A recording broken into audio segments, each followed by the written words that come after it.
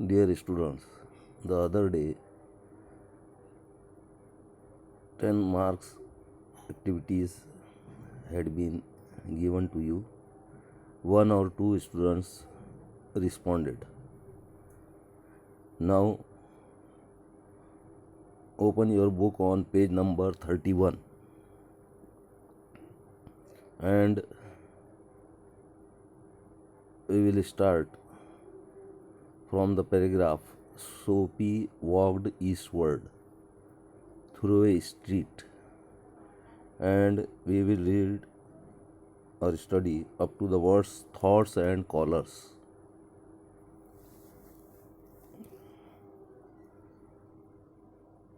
Sophie made about 4 attempts to be arrested. गिरफ्तार किए जाने के लिए सोफी ने 4 कोशिश किया. The last attempt was that he picked up an umbrella from a cigarette shop. The man chased him and told him that it belonged to him. But Sophie told him to call a cop. Police को बुलाने के लिए कहा Sophie ने उससे, लेकिन इसकी बजाय उस आदमी ने क्या कहा कि हो सकता है तुम्हारी हो, क्योंकि मैंने भी सुबह किसी दुकान से इस अम्ब्रेला को उठाया था, रेस्टोरेंट से उठाया था, हो सकता तुम्हारी होंगी. इस तरह से ये अटेम्प्ट भी सोफी का नाकाम हो गया. तो आप देखिए आगे. Sophie walked eastward. सोफी मशरिक की जानिब चलने लगा. Through a street damaged bye improvements. वो स्ट्रीट इम्प्रूवमेंट्स की वजह से डैमेज थी. जिस तरह से आजकल सड़कें वगैरह बनाई जाती है सुधार के लिए, तो इसी तरह से वो सड़क बनाई जा रही होंगी और वो सड़क डैमेज थी. He hurled the umbrella angrily into an excavation. अब वहाँ पे जो गड्ढे थे उन गड्ढों में सोफी ने गुस्से से अम्ब्रेला फेंक दिया. हर्ल्ड यानी threw, THREW. Excavation means dug hole, खोदा हुआ गड्ढा. He muttered against the man who wear helmets and carry clubs. अब वहाँ से गुजरते हुए he began to complain against the policeman. वो पुलिसमैन के खिलाफ शिकायत उसने करना शुरू किया, बड़बड़ करना शुरू किया पुलिसमैन के खिलाफ. हेलमेट्स एंड क्लब्स से मुराद यहाँ पर man with helmets and clubs means policeman. Clubs बोले तो बैटन्स, जो लाठी होती है उनके पास. Because he wanted to fall into their clutches. उसकी वजह क्या थी? He complained against the policeman to himself because he wanted that they should arrest him. वो चाहता था कि वो उसे गिरफ्तार कर ले. They seemed to regard him as a king who could do nothing wrong. उसको उसने ये सोचा कि वो यानी पुलिसमैन जो है तो उसको एक बादशाह की मानी समझ रहे हैं, जो कि कोई गलत काम कर नहीं सकता था. At length Sophie reached one of the avenues. थोड़ा लंबा चलते हुए सोफी एक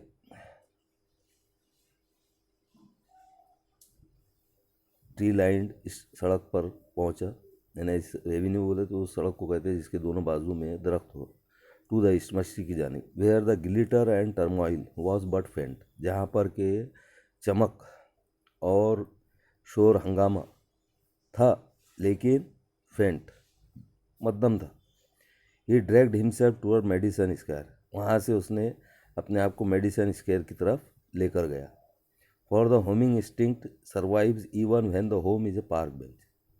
क्योंकि जो यानी होमिंग की फितरत रहती है, इंसान की फितरत है कि घर बना के जो है तो रहता है, और वो जहाँ भी रहता है वो चाहे यानी पार्क बेंच हो तो वो उसके लिए घर होता है. ये खाना बदोश था और पार्क बेंच उसका घर था, इसलिए यानी वो मेडिसन स्क्वायर की तरफ उसने लेकर गया। वहीं पर चौक में जो है तो बेंच होगा, वो बेंच पर वो आराम किया करता था।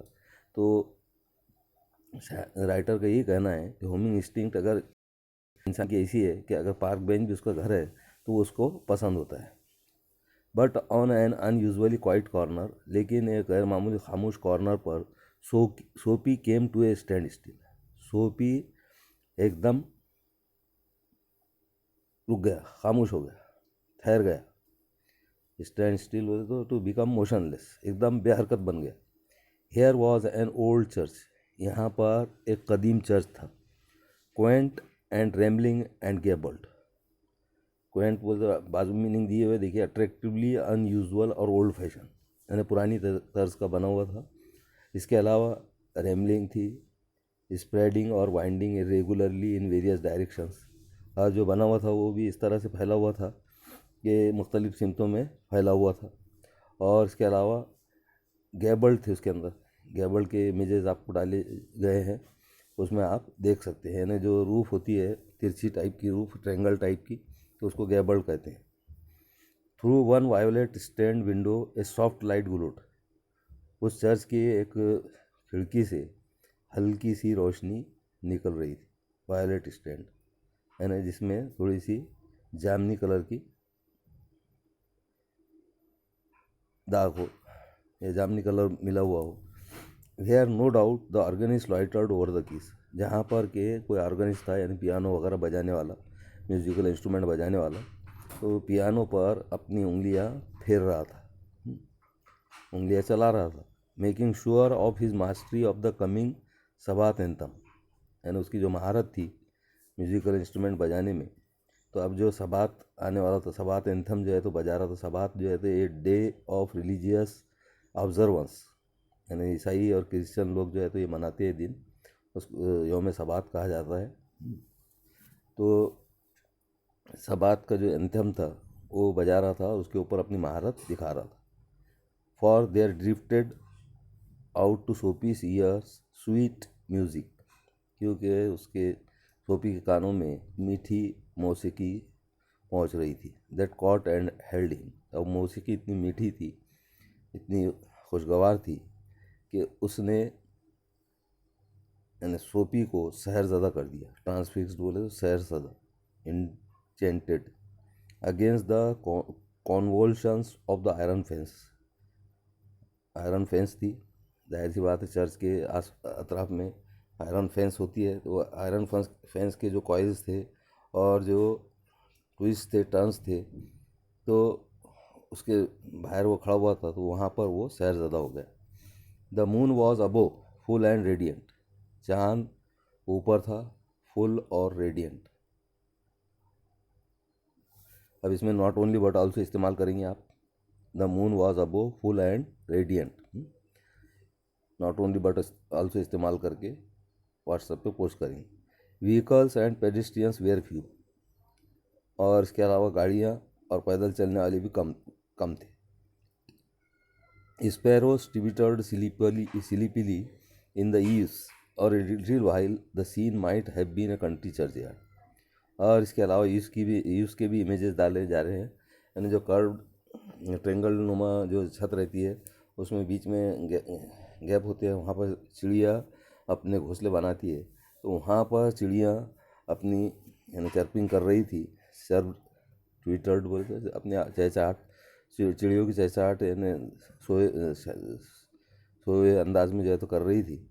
और little while the scene might have been a country churchyard, और थोड़े ही वक्त में यानी एक कंट्री चर्च यार्ड का मंजर लग रहा था, यानी कंट्री के देहात के चर्च यार्ड का मंजर लग रहा था। And the anthem that the organist played cemented सोपी टू द आयरन फेंस, और जो एंथम ऑर्गेनिस्ट बजा रहा था, जो नगमा, मजहबी नगमा, एंथम बोलते हो यहाँ पर गीत को बोलते हैं, वैसे मजहबी नगमा, ऐसा नगमा जिसमें वतन की मोहब्बत का इज़हार किया जाए उसको भी एंथम कहा जाता है। तो जो ऑर्गेनिस्ट नगमा म्यूजिकल इंस्ट्रूमेंट पे बजा रहा था, तो उसने आयरन फेंस से सोपी को सीमेंट कर दिया, जोड़ दिया। सीमेंटेड से मतलब यहाँ पे जोड़ने के लेंगे।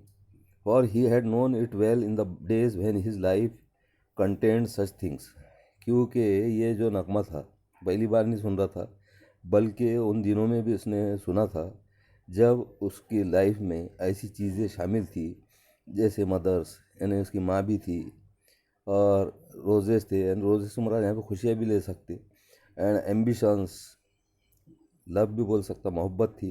रोजेस बोले तो मोहब्बत से मुराद ले सकते उसको, मोहब्बत थी। उसके अलावा एम्बिशंस थे, ख्वाहिशात थी, ये बनना है वो बनना है, फ्रेंड्स थे, दोस्त थे।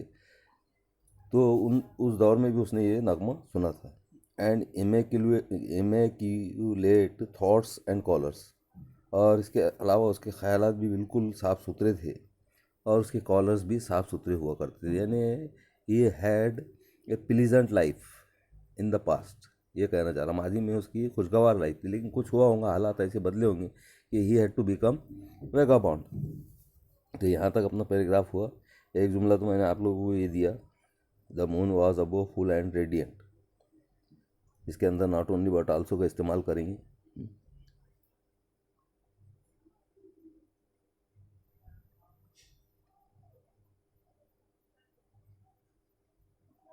और उसके बाद देखिए,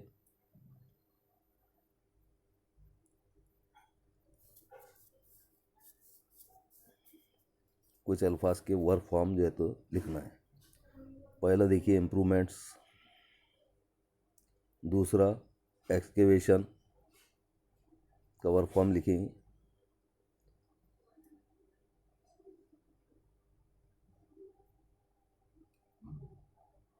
तो ये दो अल्फाज के वर्क फॉर्म लिखेंगे।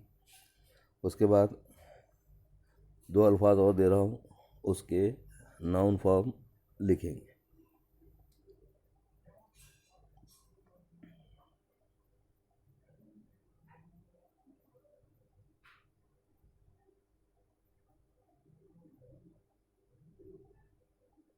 सर्वाइव का लिखेंगे पहला noun form, survive, SURVIV।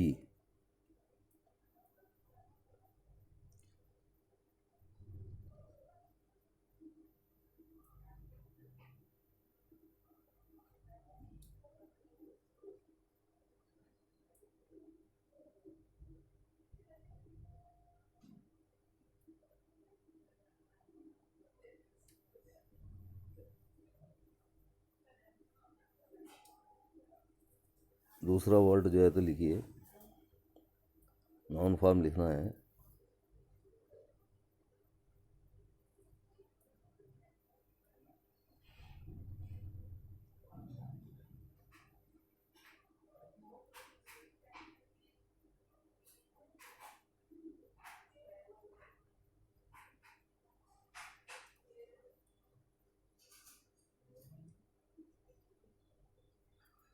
Survive हो गया एक, और बस इतना रखिए। खैर।